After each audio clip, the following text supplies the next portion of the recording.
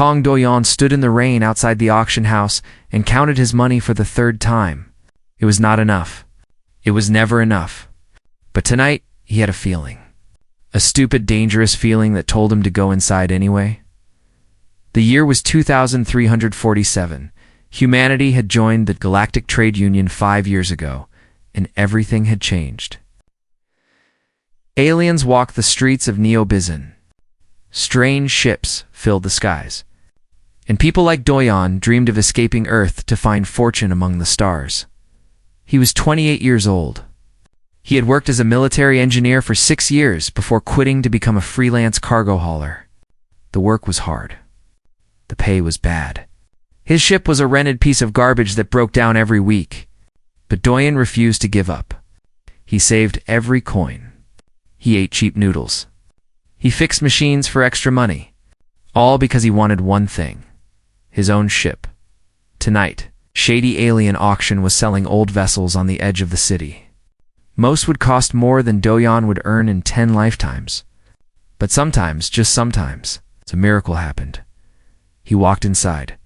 The auction house was dark and smelled like engine oil and alien sweat. Creatures of all shapes and sizes filled the seats. Doyan found a spot in the back and watched as ship after ship sold for impossible prices. A cargo hauler went for 2 million credits. A passenger liner sold for 8 million. Doyan's heart sank with each sale. Then the auctioneer, nervous four-armed creature with green skin, brought out the final item. Lot number 47, the alien said, his voice shaking. Battle-class cruiser. Name, the Wandering Moon. Starting price: 50,000 credits. Doyan sat up straight. 50,000. A battle-class cruiser should cost millions. He looked at the holographic image of the ship. It was beautiful. Sleek black hull. Powerful engines. Weapon systems that made his engineer's heart sing. There had to be a mistake. No. One raised their hand. The auctioneer looked around nervously. 40,000? Silence. 30,000. Doyan's hand shot up before his brain could stop it. 30,000. The auctioneer pointed at him with visible relief. Sold to the human in the back. Just like that, Doyan owned a spaceship. He should have asked why no one else wanted it. He should have wondered why the auctioneer looked so happy to be rid of it. He should have read the contract more carefully before signing. But Doyan was too excited. He had a ship, his ship. His dream had finally come true. The next morning, he flew the Wandering Moon out of the city spaceport. The controls were smooth. The engines purred like a happy cat.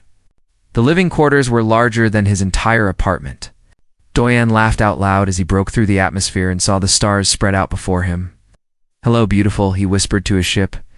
"Let's see what you can do." He spent 3 days exploring every corner of the Wandering Moon. He found a captain's cabin with a real bed. He found a kitchen with cooking equipment from a dozen different planets. He found a cargo hold big enough to make serious money. Everything was perfect. On the 4th day, the sensors detected 3 large objects approaching. Doyan frowned at his screen. The objects were transport pods, each one the size of a small house. They were heading straight for him at high speed. He tried to hail them, but received no response. He tried to change course, but they matched his movements perfectly. Before he could decide what to do, the pods attached themselves to his ship's docking ports. The airlocks hissed open. Doyan grabbed the nearest weapon he could find, an old plasma cutter, and ran to the main airlock. His heart pounded in his chest. Pirates? Thieves? Alien monsters. The airlock door slid open, and Doyan found himself staring at a wall of muscle. No, not a wall. A stomach. An armored stomach. He looked up. And up. And up. The creature before him was female. He could tell that much. She had 2 arms, 2 legs, and a face that was almost human. But she was huge. Over 8 feet tall, with silver blue skin and eyes like frozen stars. She wore battle armor that looked like it had seen 100 wars. Behind her stood 2 more females, equally massive and equally terrifying. Doyan's mouth went dry. "Human," the first female said. Her voice was deep and calm. You are Kang Doyan, owner of this vessel. Yes. Doyan squeaked. The three females looked at each other. Then they looked back at him. And then, to his complete horror, they all dropped to one knee. Husband, they said in unison. We have arrived. Doyan's brain stopped working. I'm sorry, what? The tallest female rose and pulled out a data pad. I am Rena, eldest daughter of House Moon. These are my sisters, Bora and Yuna. This ship, the Wandering Moon, belonged to our mother. She died in battle 6 months ago. By the laws of the Valorian Empire, the ship and all marriage contracts attached to it passed to the new owner. She paused. That is you. Marriage contracts? Doyan's voice cracked. Yes. Our mother arranged our marriages to the future captain of this vessel. When you purchased the ship, you accepted the contract. You are now legally bound to all three of us. The second female, Bora, stepped forward with a wide smile. She had violet markings on her arms and an energy that made Doyan nervous. Little star. You are even smaller than the report said. How wonderful. I'm not small, Doyan said automatically. I'm average height for a human. So tiny, Bora cooed. So warm. I can feel your heat from here. Is it true humans need to eat 3 times a day? And sleep every night? How delicate. The third female, Yuna, hung back near the airlock. She was the shortest of the three, though still nearly 8 feet tall. She had softer features and kept her eyes fixed on the floor. The ship, she mumbled. I need to check the ship. She walked past Doyan without looking at him and disappeared into the corridor. Doyan stood frozen as his new reality crashed over him. He had bought a spaceship. The spaceship came with 3 giant alien wives. And apparently this was completely legal. Wait, he said, finding his voice at last. This is a mistake. I didn't agree to any marriage. I just wanted a ship. Rena tilted her head. The contract is binding. Breaking it would make you a criminal in all Valorian space. I'm not Valorian. I'm human. Valorian space includes 47 systems, Rena said calmly. Many trading routes pass through our territory. As a cargo hauler, you would find it difficult to work while avoiding us. Doyan opened his mouth to argue, but Bora grabbed him in a hug that lifted him off the floor. Do not worry, little husband. We will take good care of you. You will want for nothing. Doyan struggled to breathe as his face pressed against her armored chest. This was not how he imagined his life among the stars would begin. Not even close. But as Bora finally set him down, and Rena began discussing living arrangements. And somewhere in the ship, Yuna was already improving his engine systems. Doyan realized something important. He was stuck, and his adventure was just beginning. The first week was chaos. Doyan tried everything to escape his accidental marriage. He contacted lawyers. They told him Valorian contracts were unbreakable under galactic law. He contacted the human embassy. They told him humanity was still a junior species and could not challenge alien customs. He even tried to sneak away in an escape pod while the sisters slept.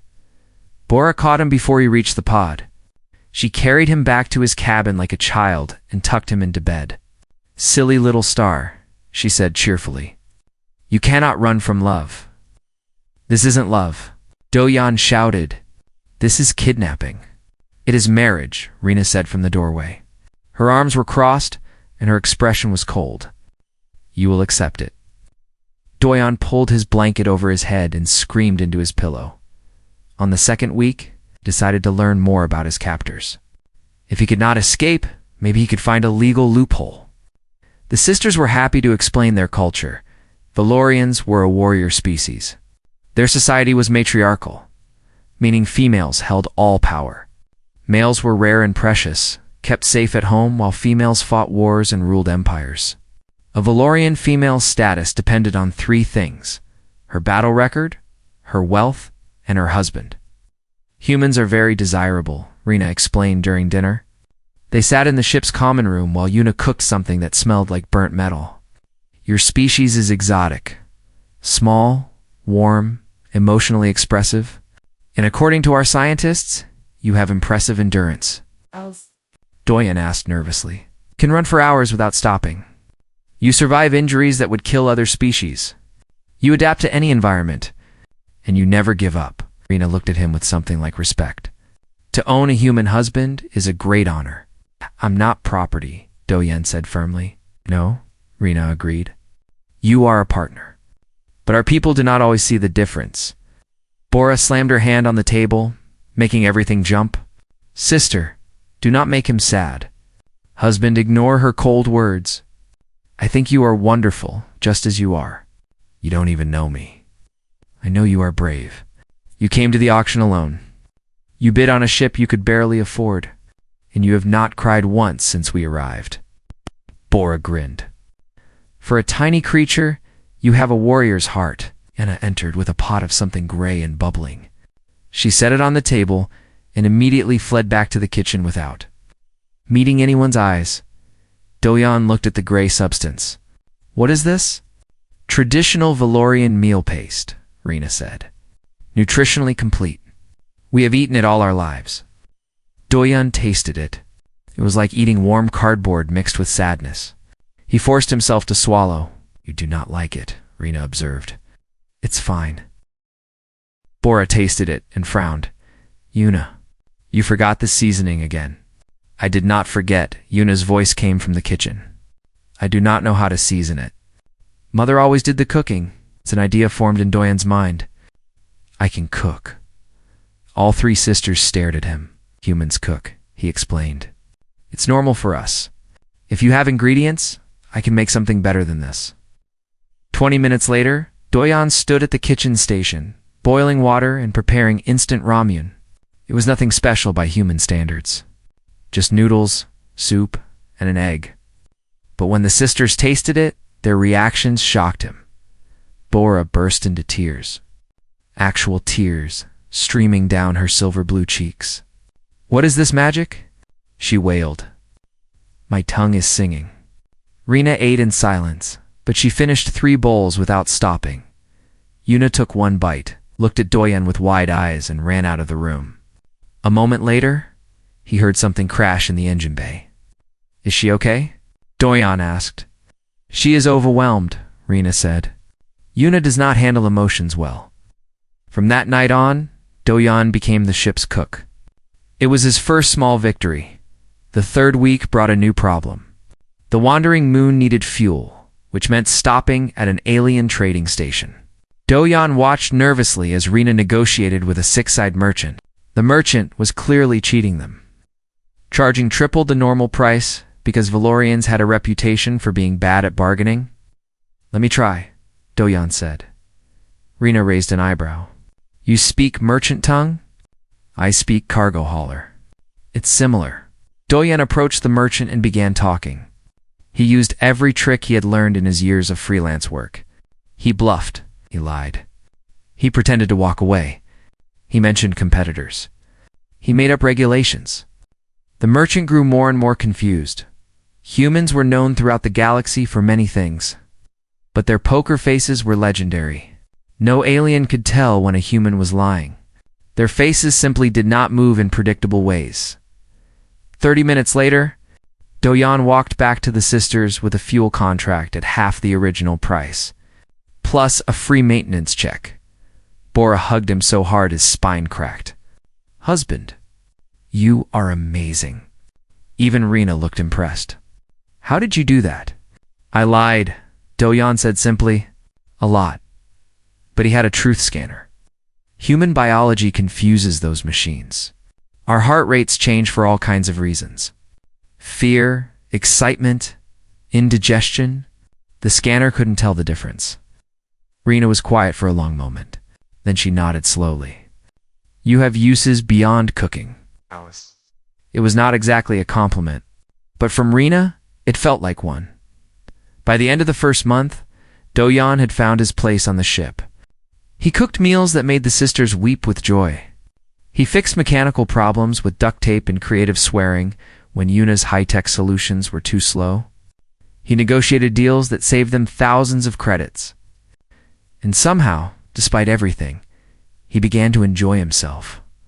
The sisters were strange, but not unkind.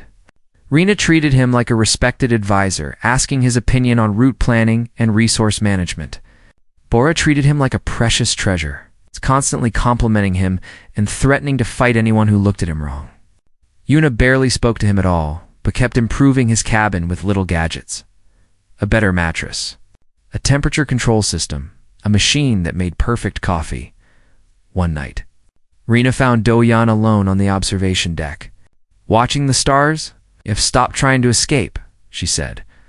"The lawyer said I'm stuck for at least one galactic cycle," Do-Yan admitted. "Might as well make the best of it, and after the cycle ends." Do-Yan was quiet. A month ago, he would have said he would leave immediately. But now, he was not so sure. "We will see," he said finally. Rena nodded. She stood beside him in silence, and for a moment they were not captor and prisoner. They were just two people, watching the stars together. Then an alarm shattered the peace. Rena's communicator screamed with an incoming message. She listened, and her face went pale. "What is it?" Do-Yan asked. "A challenge," Rena said quietly. "A rival clan has declared our marriage invalid. They demand trial by combat."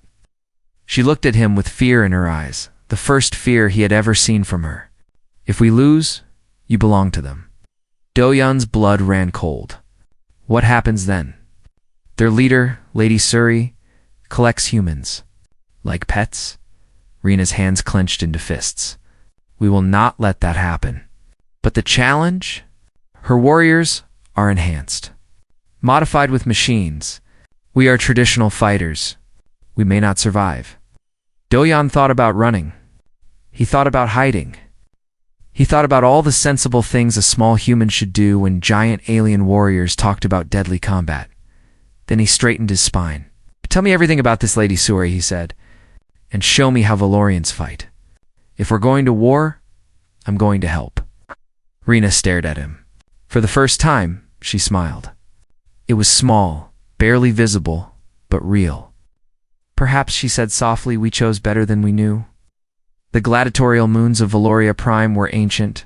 For thousands of years, Valorian disputes had been settled here through blood and steel. The arenas were massive, carved into the rocky surfaces of 3 small moons. Connected by transport bridges that glowed with old power, billions watched the fights through galactic broadcasts. Honor was won and lost in these sands today. All eyes were on Arena 7. Do-Yan stood in the preparation chamber with Rena, Bora, and Yuna through the thick walls. He could hear the crowd roaring. Millions of Valorians had come to watch. Millions more watched from across the galaxy. The commentators were already calling this the match of the century. 3 traditional warriors against 3 enhanced killers. A human husband as the prize. "She brought her best," Rena said quietly, checking her blade. "Lady Suri's warriors have been modified with mechanical collective technology. Their bones are reinforced with metal. Their muscles are enhanced with synthetic fibers. They are faster and stronger than any natural Valorian, and we will be smarter," Bora said fiercely. She swung her spear in wide arcs, warming up her shoulders. "Technology cannot replace a warrior's heart," Rena said nothing. She sat in the corner, fingers flying over a datapad. Do-Yan walked over and sat beside her. "What are you working on?" "The arena layout," Yuna mumbled without looking up. "Environmental hazards. Weight distribution of the floor panels. Weak points in the structural supports." She paused. "I thought you might want to know." Do-Yan smiled. Yuna had spent the entire journey here avoiding him. But she had also built him a tactical display that showed everything happening in the arena. She showed love through actions, not words. "Thank you, Yuna." Her silver blue skin turned slightly purple. Do-Yan had learned this meant she was embarrassed. The chamber doors opened. A Valorian official entered, dressed in ceremonial robes. "The combat begins in 10 minutes. The rules are simple. 3 against 3. No outside weapons. No leaving the arena. Fight until surrender or death." The official looked at Do-Yan. "The human may observe from the viewing platform.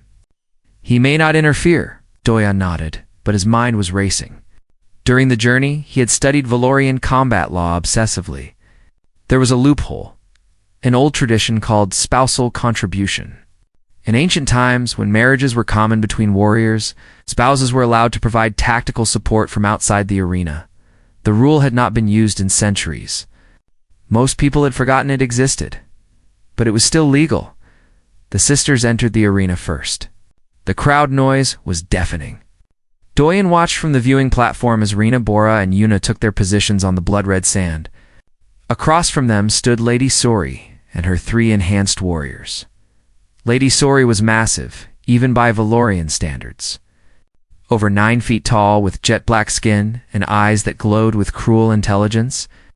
She looked at the sisters like they were insects. "Such a waste," Lady Sori called out, her voice carrying across the arena. 3 daughters of a dead house, fighting for a tiny human pet.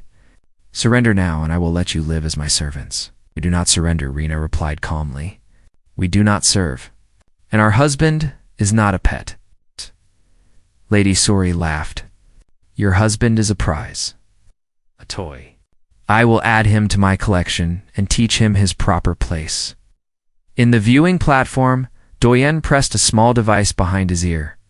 It was a stolen comlink, modified by Yuna to broadcast directly to the sisters' implants. Technically, it only allowed him to observe and comment, but observation and commentary could include a lot of things. "Rena," he whispered. "Her left warrior favors her right leg. Old injury. Bora, the center one, is slower than the others. She relies on strength, not speed. Yuna, the one on the right, has exposed joints at the elbows. Her enhancements are older models." The sisters heard him. Their postures shifted slightly, adjusting to his information. The horn sounded. The battle began. It was brutal from the first moment. Lady Suri's warriors charged with impossible speed, their enhanced muscles propelling them like missiles. Rena met the first one head-on, their blades clashing in a shower of sparks. Bora ducked under a massive swing and thrust her spear upward, but her opponent caught the shaft and snapped it in half. "Bora, fall back," Doyen shouted. "Use the pillars for cover?" Bora rolled sideways as a metal fist smashed the ground where she had been standing. She grabbed the broken half of her spear and kept fighting. Yuna was the most vulnerable. She was a technician, not a warrior. Her opponent toyed with her, landing strikes that sent her crashing across the arena. "Yuna, the floor panels," Do-Yan yelled. Section 7. "They're unstable." Yuna heard him. She scrambled toward Section 7, her opponent following with a predator's grin. When the enhanced warrior stepped onto the marked panels, Yuna spun and kicked them with all her strength. The panels collapsed. The warrior fell into the maintenance pit below, screaming in rage. "First blood to the challengers," the announcer roared. The crowd went wild, but the advantage did not last. Rena was being overwhelmed by her opponent's raw power. Each block numbed her arms. Each dodge came a fraction slower. Lady Sori herself had not even joined the fight yet, watching from the sidelines with a satisfied smile. "Rena, you can't beat her in strength," Doyen said desperately. "You need to tire her out. Keep moving. Don't let her corner you." "Easy for you to say, little husband," Rena gasped as she barely dodged a killing strike. "You are not the one dying." Bora was doing better, but she was bleeding from a dozen small wounds. The center warrior's strength was breaking through her. Defenses bit by bit, then Lady Suri joined the battle. She moved like a nightmare. One moment she was across the arena, the next she was behind Yuna, her clawed hand wrapped around the young Valorian's throat. "Surrender," Lady Suri said sweetly, "or I crush her." Rena and Bora froze. Yuna struggled weakly, but she was no match for Lady Suri's enhanced grip. In the viewing platform, Doyen made a decision. The old rules said he could not interfere. But the old rules also said a spouse could provide support. And in ancient times, support sometimes meant more than words. He grabbed a plasma cutter from his toolkit. He ran for the arena entrance. The guards tried to stop him, but he was small and fast, slipping between their massive bodies like water through cracks. "Human." Lady Suri laughed as Doyen burst onto the arena floor. "What do you think you are doing? You cannot fight me. You are nothing." "I'm not here to fight you," Doyen said. His heart was pounding so hard he thought it might explode. I'm here to win. He pressed a button on his plasma cutter. The floor beneath Lady Suri's enhanced warriors began to glow. During Yuna's analysis, she had marked every structural weak point in the arena. During the battle, Doyan had memorized each one. Yuna built me a map, he said. And I built a trap. The floor exploded. The two enhanced warriors fell into the pits below, their heavy modifications dragging them down. They screamed as emergency barriers activated, trapping them underground. Lady Suri's eyes widened. Impossible. You planned this? Humans always have a plan, Doyan said. And we never stop fighting. Lady Suri threw Yuna aside and lunged for Doyan. He dove under her arm, his small size making him nearly impossible to catch. As he rolled, he slapped a tracking beacon onto her back. Bora. Now Bora saw the beacon's blinking light. She had one chance. One throw. One moment, to save everything, she hurled her broken spear with all her strength. It flew across the arena like a bolt of lightning and struck Lady Suri directly in her shoulder joint, where her enhancements connected to her natural body. The impact was devastating. Lady Suri collapsed to her knees, her arm hanging useless. The crowd fell silent. Then, slowly, the cheering began. It grew and grew until the entire arena shook with the sound. Victory to House Moon! The announcer screamed. Victory to the human. Doyan collapsed. The exhaustion hit him all at once, and the world turned gray at the edges. He felt hands lifting him, gentle despite their size. He looked up and saw Rena's face above him. You fool, she said softly. You beautiful, stupid fool. Did we win? Doyan managed. Yes, Rena said. For the first time, she used his name. Not husband, not human, just his name. Yes, Doyan. We won. He smiled and let the darkness take him. When he woke, all three sisters were watching over him. Bora was crying. Yuna was holding his hand, though she would not meet his eyes, and Rena sat closest, her expression unreadable. The galaxy is talking about you, Rena said quietly. They are calling you the Little Storm. That's a terrible nickname, Doyan groaned. You have earned it. Rena reached out and touched his forehead gently. Rest now. We will watch over you. For the first time since this madness began, Doyan felt safe. For the first time, he felt like he belonged. The news spread across the galaxy like fire. A human had entered a Valorian combat arena. A human had outsmarted enhanced warriors. A human had helped defeat Lady Suri, one of the most feared fighters in the Empire. Everywhere Doyan went, aliens stared at him with new eyes. Before the battle, humans were considered cute, amusing, harmless pets that made good servants and interesting conversation partners. After the battle, they were something else entirely. Unpredictable. Dangerous. Interesting. The Galactic Council has summoned us, Rena announced one morning. She stood in the common room reading from an official document. They want to question Doyan about human combat integration. Several species have requested studies on human tactical abilities. Others want him banned from Valorian space entirely. Dake. Ban him, Bora said hotly. He is our husband. They can try. Rena set down the document and looked at Dojan. There is also a faction of Valorian traditionalists who call for your execution. They believe your involvement in the arena was a violation of sacred custom. Doyan sipped his coffee calmly. In the past month, he had faced death so many times that political threats barely registered. What do you recommend? We attend the council meeting? We answer their questions honestly. We show them that humanity is not a threat, but an ally. Rena paused. And we pray the traditionalists do not make their move first. The journey to the Galactic Council took 2 weeks.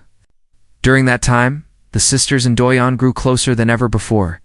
Rena began seeking his advice on everything. Route planning, resource management, how to handle difficult crew members. At first, Doyan thought she was testing him, but slowly he realized the truth. She trusted him. After the arena, she had started seeing him not as a burden or a prize, but as an equal partner. You think differently than we do, she told him one night on the observation deck. You see angles we miss. Plans within plans. It is valuable. It's just how humans survive, Doyon said. We're not the strongest or fastest, so we learn to think our way out of problems. Your species is remarkable. Rena looked at him with something warm in her frozen eyes. I did not want this marriage. When Mother arranged it, I was furious. I thought I would be saddled with a burden. She shook her head slowly. I was wrong. Bora's affection was louder, but no less genuine. She wrote poetry about Doyon, reading it aloud during meals whether he wanted her to or not. Most of it was terrible. Rhymes about his small hands and warm skin, and the way his hair stuck up in the morning. But sometimes late at night she would share verses that made his heart ache. You make me want to be better, she told him once. Not just stronger, better, kinder, more patient. More. I am still working on the patient part. Yuna remained the most distant, but her actions spoke louder than words. She built Doyon an exosuit designed specifically for his human frame. It enhanced his strength tenfold, protected him from most weapons, and included a dozen tools for any situation. When she presented it to him, she could barely speak. For protection, she mumbled, staring at the floor. So you don't die. This is incredible, Yuna. Doyon examined the suit with genuine awe. You've built this yourself. Yes. It must have taken weeks. 2 months. She glanced at him quickly, then away. I started after you first made Ramyan. Doyon felt his throat tighten. Yuna had been working on this gift since almost the beginning. Since before he had accepted the marriage, since before he had proven himself in any way, she had believed in him from the start. They arrived at the UHE, Galactic Council Station, a massive construct that floated between stars. Representatives from 100 species filled its halls, all watching Doyon with curious eyes. The council meeting itself was exhausting. Hours of questions about human biology, psychology, and combat capabilities. Doyon answered as honestly as he could, always emphasizing that humans wanted peace and cooperation, not conflict. Some council members seemed satisfied. Others remained suspicious. The Valorian traditionalist representative, an ancient female named Elder Mora, stared at Doyon with undisguised hatred throughout the proceedings. After the meeting, Doyon returned to the ship, exhausted but relieved. The worst seemed to be over. He was wrong. The attack came at midnight. Doyon woke to the sound of breaking metal and Bora's war cry. He grabbed Yuna's exosuit and ran for the common room, but he was too late. A dozen black-armored Valorians had already boarded the ship. They moved with terrifying precision, overwhelming even Rena's defenses. The human. One of them shouted, "Take the human alive." Doyon tried to fight. The exosuit gave him strength, but he was still just one person against 12 trained warriors.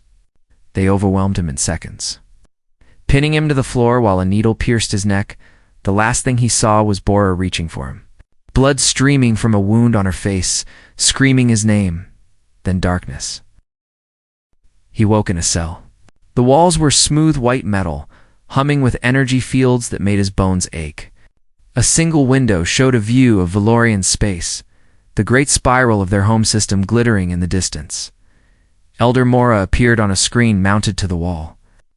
"Human," she said with cold satisfaction. "You have polluted our sacred traditions long enough. The council was too weak to act, so we have taken matters into our own hands. In 3 days, you will be executed publicly as an example to all who would defile Valorian honor." "You can't do this," Doyon said. His voice was calm, but his heart was racing.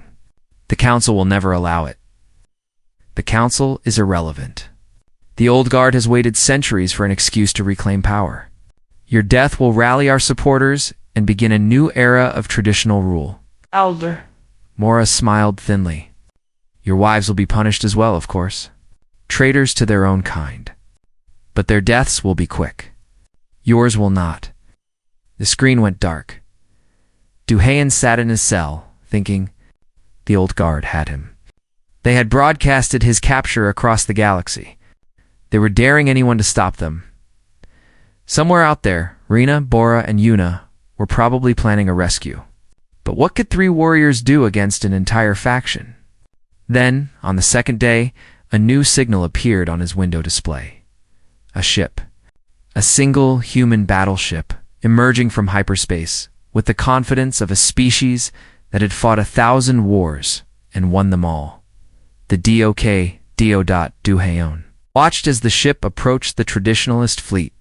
It was hopelessly outnumbered. 1 vessel against 50, but it did not slow down. It did not stop. It broadcast a single message across all frequencies. Attention Valorian vessels. This is Captain Park's Echigen of the Earth Defense Force. Battleship Dokdo, you are holding a citizen of Earth. Release him immediately. Or we will consider this an act of war. Elder Mora's voice crackled across the same frequency. 1 ship threatens 50? You humans are more foolish than I thought. We have survived worse odds, Captain Park replied calmly. Our species spent thousands of years killing each other. We are very good at it. If you would like a demonstration, please continue holding our citizen. There was a long pause. Then Elder Mora laughed. So be it. Prepare to die, humans. Doyon pressed his hand against the window, watching the tiny human ship face the massive fleet. Fear and pride warred in his chest. Humanity had come for him. His people, his species, had risked everything to save 1 man. He smiled despite his fear. You really shouldn't have made us angry, he whispered. The battle began with fire. The Dokdo struck first, launching a spread of missiles that exploded against the traditionalist fleet's shields. It was not enough to destroy any ships, but it was enough to send a message. Humanity was not afraid. Doyon watched from his cell as the space outside his window lit up with weapons fire. The Dokdo danced between enemy ships, too small and too fast to catch. Its weapons struck with precision, targeting engines and weapon systems rather than killing shots. Captain Park was fighting smart, trying to disable rather than destroy. But 50 against 1 was still 50 against 1. Then, new signatures appeared on the sensors. The wandering moon burst out of hyperspace, weapons blazing with Rena's war cry echoing across all frequencies. Ah, we are coming for you, husband. Behind her came more ships. Other Valorian clans, breaking from the old guard to join the fight. The Traders Guild had sent 3 armed merchant vessels. The Mechanical Collective contributed a repair drone swarm that immediately began patching the Dokdo's damaged hull. And strangest of all, a band of pirate ships swooped in from the asteroid belts, their captain broadcasting a simple message. We heard there was chaos. We brought snacks. The battle turned from a slaughter into a war. In his cell, Doyon searched for any way to escape. The walls were too strong to break. The energy field was too powerful to disrupt. But the ventilation system? That was designed for Valorian sizes. Too small for them. Just right for a human. He pulled off the vent cover and squeezed inside. It was tight, painfully tight, but he pushed forward inch by inch. His exosuit was gone, stripped from him when he was captured. All he had was his body and his brain. It was enough. He crawled through the ventilation system for what felt like hours, following the sounds of battle and the heat of engine rooms. Finally, he emerged in a maintenance corridor. Bruised and bleeding but free, the ship shook as another explosion hit the hull. Doyon stumbled, then started running. He needed to find the bridge. He needed to end this. He found a weapons locker and grabbed a plasma pistol. He found an engineer's toolkit and shoved it into his pocket. He found a communication station and sent a signal to the wandering moon. Yuna, can you hear me? Static, then her voice thick with tears. Doyon, you're alive. I'm on the Elder's flagship. I'm going to try to disable it from inside. Can you guide me? Yes I can. He heard her take a shaking breath, then her voice became calm and focused. The bridge is in Section 7. But the Elder will have guards. Dozens of them. Then I'll need a distraction. Yuna was quiet for a moment. Bora says she will provide one. Outside the ship, Doyon saw the wandering moon change course. It was heading directly for the flagship, weapons firing at maximum rate.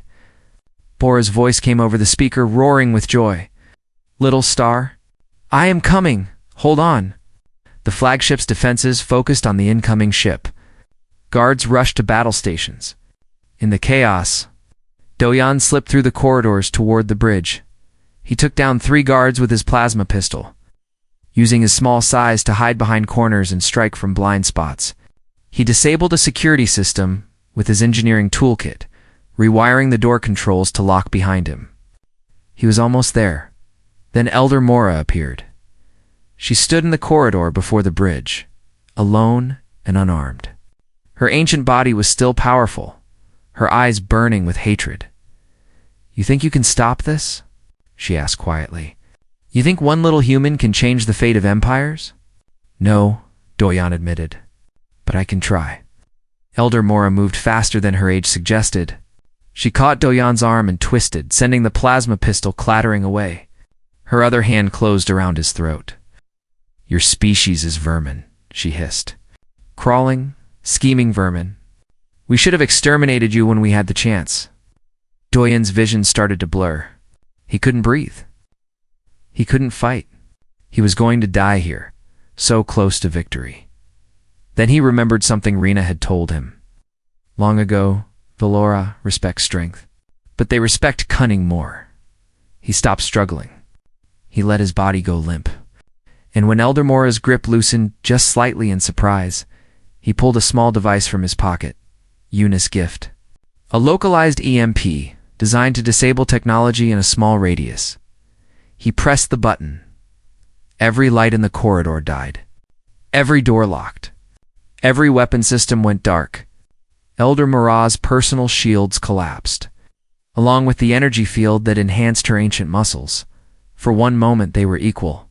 2 creatures in the dark fighting with nothing but their bodies. Doyan was smaller, weaker, but he was also faster. And humans had spent millions of years learning to fight in the dark. He struck Elder Mora in the throat, the solar plexus, the knee. She collapsed, gasping. Doyan grabbed her head and slammed it against the floor. Once, twice, 3 times. The elder went still. Doyan stood over her, breathing hard. His whole body shook with exhaustion and adrenaline. But he was alive. He had one. The bridge doors opened. Rena stood on the other side, covered in blood that was not her own, eyes wild with relief. "Doyan," she breathed. "I'm okay," he said. "I think I broke the elder." Rena looked at the unconscious form of Elder Mora. Then she looked at Doyan. Then she started to laugh, a deep, genuine laugh that transformed her cold face into something beautiful. "You broke the elder," she repeated. "The most powerful traditionalist in the Empire. You broke her with your bare hands. I had help." Doyan held up the EMP device. "Yuna made this. Bora provided the distraction. You came for me," he smiled tiredly. "We're a team." Bora and Yuna arrived moments later. Bora swept Doyan into a crushing hug, crying and laughing at the same time. Yuna stood apart, but her eyes never left his face. The battle outside had ended. With their flagship disabled and their leader defeated, the old guard surrendered. The traditionalist movement collapsed in a single day. The Galactic Council moved quickly to recognize Valorian reform leaders, ending centuries of stagnation. And Doyan became a legend. The little storm, the human who broke empires. Songs were written about him. Stories spread across 100 worlds. Humanity's reputation transformed overnight from junior species to rising power. A week later, Captain Park Seojin offered Doyan a position on the Docto, a commission in the Earth's Defense Force, a hero's welcome back home. Doyan. Dudo stood on the observation deck of the wandering moon, looking out at the stars. Rena stood beside him on the left, Bora on the right, Yuna behind him, close enough to touch. "You could go home," Rena said quietly. "You have earned it." Doyan thought about Earth, his tiny apartment, his cheap noodles, his rented ship that broke down every week. It felt like a different lifetime. "I am home," he said. The sisters were silent. Then Bora made a sound that might have been a sob, and Yuna's hand found his, and Rena put her arm around his shoulders. "Then stay," Rena whispered. "Stay with us. always.